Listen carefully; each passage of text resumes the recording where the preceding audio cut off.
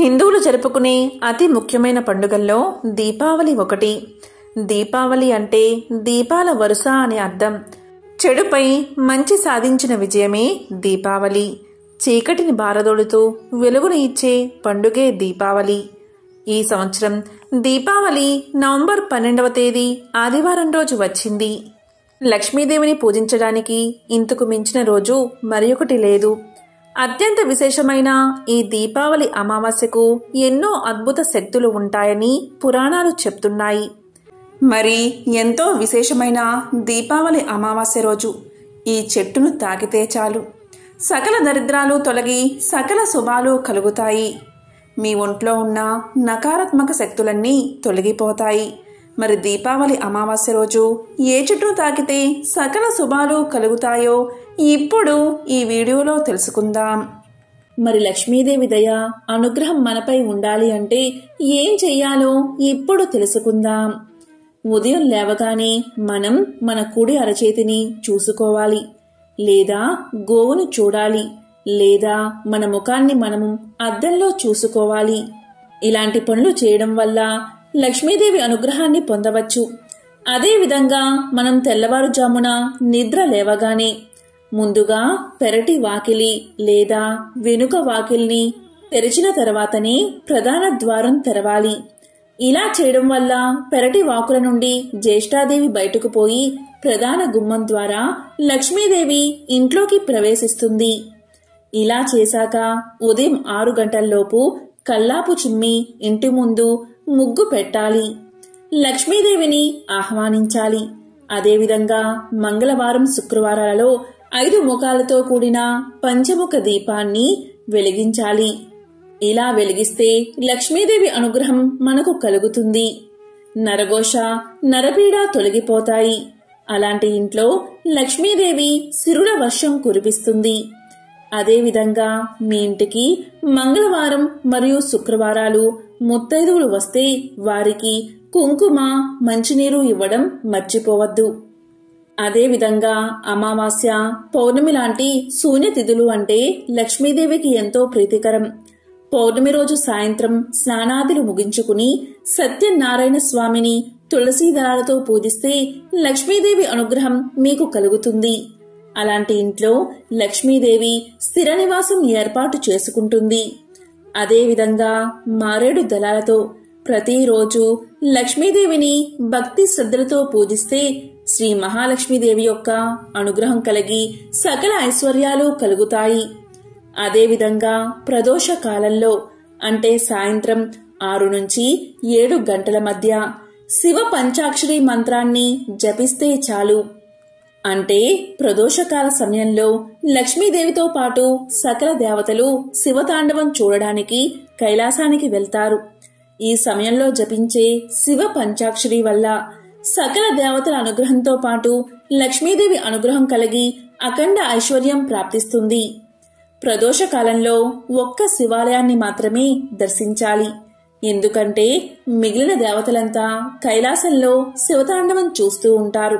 అదేవిధంగా లక్ష్మీదేవిని పూజించే సమయంలో పొంగలిని నైవేద్యంగా పెట్టి ఎర్రటి పూలతో పూజిస్తే సకల ఐశ్వర్యాలు కలుగుతాయి. అదేవిధంగా లక్ష్మీదేవికి అమావాస్య అంటే కూడా చాలా ఇష్టం. అందుకే మనం దీపావళి పండుగను అమావాస్య రోజు జరుపుకుంటాం. ఈ రోజు అమ్మవారిని భక్తి శ్రద్ధలతో ధూపదీప నైవేద్యాలతో పూజిస్తే అఖండ లక్ష్మీ కటాక్షం కలుగుతుంది. ఎంతో విశేషమైన దీపావళి అమావాస్య రోజు ఏ చెట్టును తాకాలి అంటే అదే వేప చెట్టు. వేప చెట్టు సాక్షాత్తు లక్ష్మీ స్వరూపం. భారతదేశంలో పూజలు అందుకుంటున్న అత్యుత్తమమైన చెట్టు వేప చెట్టు. దీనిని భారతీయులు గుర్తించి దాన్ని పవిత్ర వృక్షంగా పూజించడం మొదలుపెట్టారు. ఎవరైతే ఉదయం లేవగానే వేప చెట్టును చూస్తారో వారికి శుభం కలుగుతుంది. వేప చెట్టు ఎంతో పవిత్రమైనది. వైద్యంలో దీని పాత్ర గురించి చరకుడు అర్థశాస్త్రంలో వివరించాడు. ఆయుర్వేదంలో కూడా చరక సంహిత, సుశ్రుత సంహిత వంటి గ్రంథాలలో వేప చెట్టు గురించి అనేక రుజువులు ఉన్నాయి. వేప చెట్టుకు ఇటువంటి విశేష గుణాలు రావడానికి అమృతం ఆ చెట్టుపై పడినట్లు పురాణ వివరణ ఉంది. గరుత్మంతుడు తన తల్లి దాస విముక్తి కొరకు అమృతాన్ని తీసుకువెళ్తుండగా కొన్ని చుక్కలు చింది భూలోకంలోని వేప చెట్టు మీద పడగా అది శక్తివంతమైన మానవులకు మేలు చేసే వృక్షంగా మారిందని పురాణ కథ కూడా ఉంది. అదేవిధంగా దేవతల వైద్యుడైన ధన్వంతరి ప్రతిరూపమే వేప చెట్టు అంటారు. భూలోకంలో వేప చెట్టు నాటి పోషించిన వారికి స్వర్గలోకం ప్రాప్తిస్తుంది. అంతేకాదు, వరుసగా 3 వేప చెట్లు పెంచి పోషిస్తే సూర్యలోకం ప్రాప్తిస్తుంది అనే నమ్మకం కూడా ఉంది. రాక్షసులు సూర్యుణ్ణి వేటాడుతున్నప్పుడు సూర్యదేవుడికి ఆశ్రయాన్ని ఈ చెట్టే ఇచ్చింది కాబట్టి ఈ చెట్టును నాటితే సూర్యలోకానికి చేరుకుంటారు అనే నమ్మకం. ఒకసారి శివపార్వతులు ఏకాంతంగా ఉన్న సమయంలో అగ్నిదేవుడు అక్కడకు వచ్చాడట. దీంతో కోపగించిన పార్వతీదేవి మా ఏకాంతానికి భంగం కలిగించింది దేవతలే, కాబట్టి దేవతలంతా వృక్షాలుగా మారిపోండి అని శపించిందట. దీనితో దేవతలంతా వివిధ వృక్షాలుగా అవతరించారు. వారిలో శ్రీ మహావిష్ణువు రావి చెట్టుగా, ఆయన భార్య అయిన లక్ష్మీదేవి వేప చెట్టుగా మారారు. ఇది పురాణ కథ. అందుకే వేప చెట్టును లక్ష్మీదేవి స్వరూపమని భావిస్తారు. అందువల్లే లక్ష్మీ స్వరూపమైన వేప చెట్టును నాటి దానికి రావి చెట్టుకి వివాహం కూడా చేస్తారు. ఉత్తర భారతదేశంలో వేప చెట్టును నీమాలీదేవి అని పిలుస్తారు. అందుకే రావి చెట్టును పురుషుడిగా, వేప చెట్టును స్త్రీగా భావించి హిందువులు ఎక్కువగా పూజలు చేస్తారు, వివాహాలు చేస్తారు. ఇలా జంట వృక్షాలను పూజిస్తే దాంపత్య దోషాలు తొలగిపోతాయని, దాంపత్యం అన్యోన్యంగా ఉంటుందని శాస్త్రాలు కూడా చెప్తున్నాయి. ఎవరైతే వేప చెట్టును ముట్టుకుని నమస్కారం చేస్తారో అలాంటి వారికి లక్ష్మీదేవి అనుగ్రహం తప్పకుండా కలుగుతుంది. హిందూ సనాతన ధర్మంలో వేప వృక్షానికి ఉన్న ప్రాధాన్యత అత్యంత విశేషమైనది. ఎవరైతే పగటిపూట వేప చెట్టు నీడలో విశ్రమిస్తారో అలాంటి వారు ఆరోగ్యవంతులుగా ఎక్కువ కాలం జీవిస్తారని ప్రాచీన ఆయుర్వేద గ్రంథంలో చరకుడు తెలియచేశాడు. వేప చెట్టు గొప్పతనం గురించి వివరించే ఒక కథ ఇప్పుడు తెలుసుకుందాం. పూర్వం మలయాళ దేశంలో జామరిన్ అనే రాజు ఉండేవాడు. ఆయన ఒకసారి తన రాజ్యమంతటా చింత చెట్టు నాటించడానికి ఆ పనికి తన మంత్రిని ఉపయోగించాడు. ఆ రాజ్యంలో నంబియార్ అనే గొప్ప వైద్యుడు ఉండేవాడు. మూలికా వైద్యంలో నంబియార్కు పెట్టింది పేరు. ఆ కాలంలో ఢిల్లీ పాదుషా దగ్గర ఉండే అరబ్బీ హకీం ప్రకృతి వైద్యంలో అద్భుత ప్రజ్ఞ కలవాడు. నంబియార్ కూడా దాదాపు ఆయనతో సమానమైన వైద్యుడని ప్రజలు చెప్పుకునేవారు. రాజు దేశమంతటా చింత చెట్లు నాటిస్తున్నాడని తెలియగానే నంబియార్ రాజు దగ్గరకు వెళ్లి ఇలా పలికాడు: రాజా, చింత చెట్లు నాటించవద్దు. అవి ప్రస్తుతం చాలానే ఉన్నాయి కదా. వేప చెట్లు నాటించండి. అలా చేస్తే ప్రజలు ఆరోగ్యంగా ఉంటారు, అంటువ్యాధులు దరిచేరవు అని తెలియచేశాడు. దానికి రాజు ఒప్పుకోక ఇలా అన్నాడు: చింత చెట్లు వల్ల అనేక ఉపయోగాలు ఉన్నాయి. చింతపండుకు మంచి గిరాకీ ఉంది. చింత చెట్టుతో చేసినవి శ్రేష్టమైనవి. చింత చిగురు, చింత పువ్వు ఎంతో రుచిగా ఉంటాయి. దారుల వెంట చింత చెట్లు నాటితే ఎవరి పోషణ అవసరం లేకుండానే అవి బ్రహ్మాండమైన చెట్లుగా పెరిగి ప్రయాణికులకు చల్లని నీడనిస్తాయి. వేప చెట్టు వల్ల ప్రయోజనం ఏమిటి అని రాజు అన్నాడు. ఈ మాటలకు నంబియార్ రాజుకు ఎదురు చెప్పకుండా వెనుతిరిగి వెళ్లిపోయాడు. అలా వెళ్తూ వెళ్తూ మంత్రి ఇంటికి చేరుకున్నాడు. మంత్రి నంబియార్కు స్వాగతం పలికాడు. అప్పుడు నంబియార్ మంత్రి వైపు చూస్తూ ఉండిపోయాడు. అప్పుడు మంత్రిగారు నవ్వుతూ, ఎందుకు మీరు అలా నన్ను పరీక్షగా చూస్తున్నారు? మీ దయవల్ల నా ఆరోగ్యానికి ఎటువంటి లోపం లేదు అన్నాడు. దానికి నంబియార్ గంభీరంగా, ఇప్పుడేమీ లోపం లేదు, కానీ 6 మాసాలలో మీకు భయంకరమైన జబ్బు చెయ్యబోతుంది. సకాలంలో దానికి తగిన చికిత్స చెయ్యాలి, లేకపోతే చాలా ప్రమాదం అన్నాడు. నంబియార్ మాటలకు మంత్రి కంగారు పడి, అయితే తక్షణమే వైద్యాన్ని ప్రారంభించండి అన్నాడు. దానికి నంబియార్ ఇలా పలికాడు: ఈ వ్యాధి వైద్యానికి లొంగేది కాదు. మీరు వెంటనే బయలుదేరి ఢిల్లీలో పాదుషా దగ్గర ఉండే హకీంని చూడడం మంచిది అన్నాడు. దానికి మంత్రి ఇలా అన్నాడు: అంత దూరం ఏదో విధంగా కష్టపడి వెళ్తే మాత్రం ఆయన నన్ను సరిగ్గా చూస్తాడా అన్నాడు. దానికి నంబియార్ ఇలా అన్నాడు, హకీం గారికి అటువంటి తేడాలేమీ లేవు. ఆయన ఎంత పేదవాడు వచ్చినా ధనవంతుడు వచ్చినా ఒకేలా ఆదరిస్తాడు. మీరు వెంటనే బయలుదేరడం మంచిది అన్నాడు. వ్యాధి విషయంలో నంబియార్ చెప్పిన మాటలకు తిరుగులేదు కాబట్టి మంత్రి సెలవు తీసుకుని ఢిల్లీకి ప్రయాణమయ్యాడు. ఆయన బయలుదేరే సమయంలో నంబియార్ ఒక సలహా ఇచ్చాడు. మీరు దారిలో ప్రయాణం చేసే సమయంలో చింత చెట్టు నీడలోనే విశ్రమించండి. చింత చెట్టు తోపుల్లోనే పడుకోండి. చింత చెట్టు పుల్లతోనే దంతాలు తోముకోండి. మీ వంట చింత చెట్టు కట్టెలతోనే చేయించుకోండి అన్నాడు.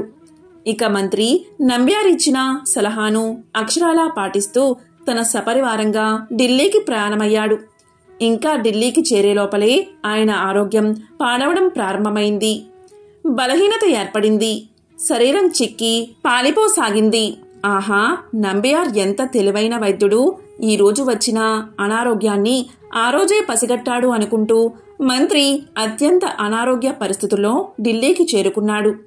ఆయనకు హకీం గారి దర్శనం చాలా సులువుగా లభించింది. మంత్రి చెప్పిందంతా విని హకీం ఈ విధంగా అనుకున్నాడు.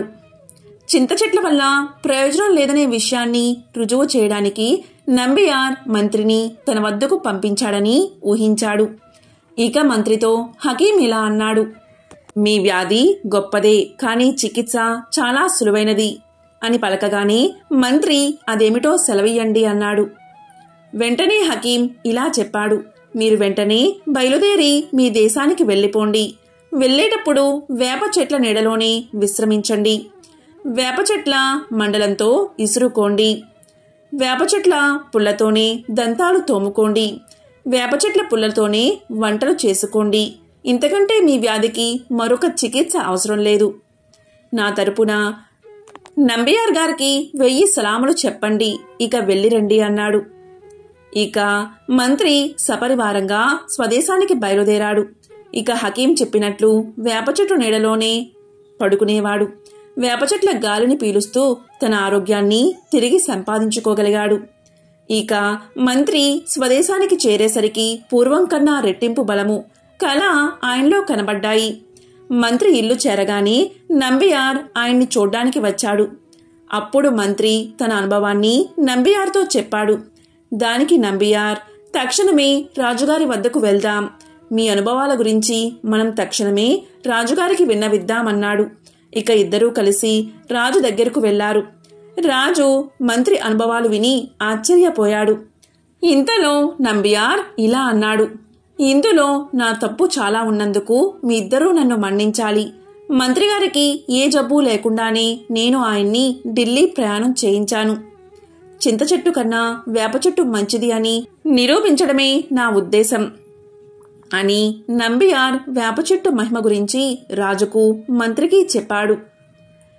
రాజా, ఇప్పటికైనా ప్రజల మేలు కోరి చింత చెట్లు నాటడం మాని వేప చెట్లు నాటించండి అని వేడుకున్నాడు.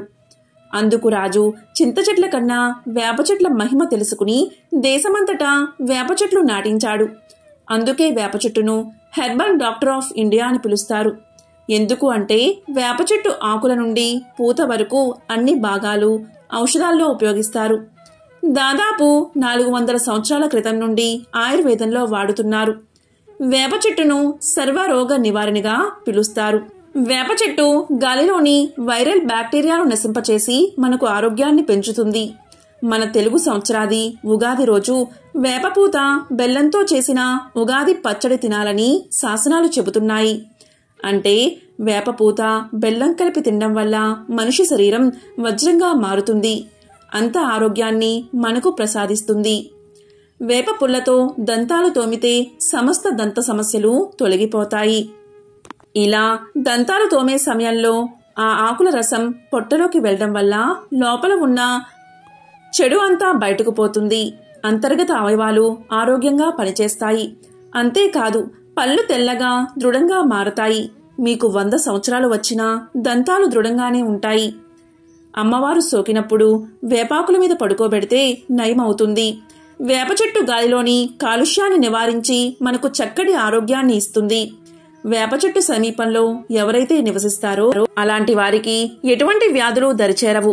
వారానికి ఒకసారి పరగడుపున 7 వేప చిగుళ్ళు నూరి ఉండచేసి మింగి పావు కప్పు పెరుగు సేవిస్తే కడుపులో మరియు పేగుల్లోని వివిధ రకాల క్రిములు చనిపోతాయి.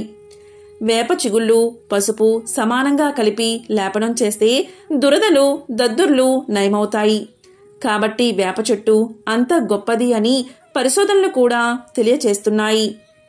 ప్రపంచంలోని శాస్త్రవేత్తలంతా వేప చెట్టుపై అనేక పరిశోధనలు చేసి ఇంతకు మించిన చెట్టు ఈ భూమండలంలోనే లేదని ఎంతో గొప్పగా చెప్పారు. అంత విశేషమైనది వేప చెట్టు మహిమ. వేప చెట్టు సాక్షాత్తు లక్ష్మీ స్వరూపం. కాబట్టి ఎవరైతే వేప చెట్టును చూసి నమస్కారం చేసి ఈ ఒక్క మాటను అనుకుంటారో అలాంటి వారికి లక్ష్మీ అనుగ్రహం తప్పకుండా కలుగుతుంది. ఆ మాట ఏంటి అంటే, ఓం లక్ష్మీ నారాయణాయ నమః అనే మాటను 3 సార్లు అనుకుంటే చాలు. ఆ అమ్మవారి అనుగ్రహం మీకు కలిగి రుణ సమస్యలు, ఆర్థిక ఇబ్బందులు తొలగిపోతాయి. సమస్త శుభాలు కలుగుతాయి. ఓం లక్ష్మీ నారాయణాయ నమః.